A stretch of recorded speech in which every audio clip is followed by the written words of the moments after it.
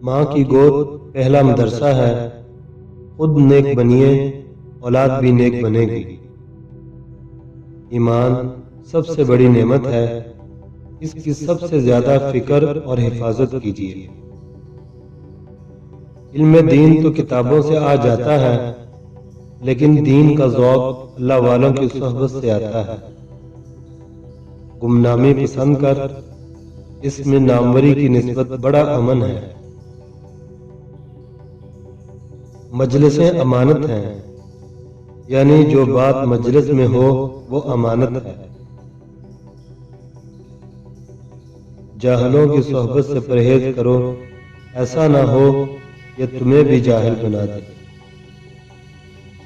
جو اللہ کے کاموں میں لگ جاتا ہے، اللہ اس کے کاموں میں لگ جاتا ہے۔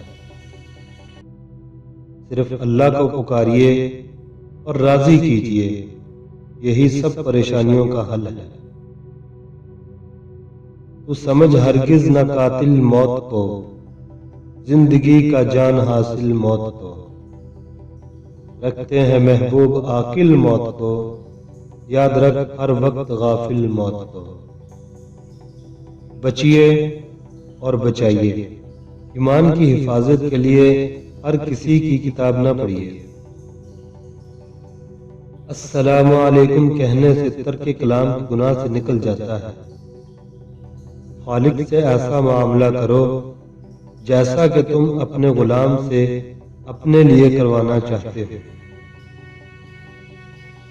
پاجامہ آدھا لباس ہے، نہ کہ زیادہ ستر پوش۔ کسی کے اخلاق پر اعتماد نہ کرنا، وقت کے غصے کے وقت نہ دیکھ لے۔ کسی کی دینداری پر اعتماد نہ کرنا، تا وقت طمع کے وقت اسے آزما نہ لے۔ اللہ والوں کے واقعات پر مبنی کتابیں ان کی مبارک صحبت کا بدل ہے۔ اللہ تعالیٰ اس شخص پر رحمت فرمائے جو میرے ایوب پر مجھے مطلع کرتا ہے۔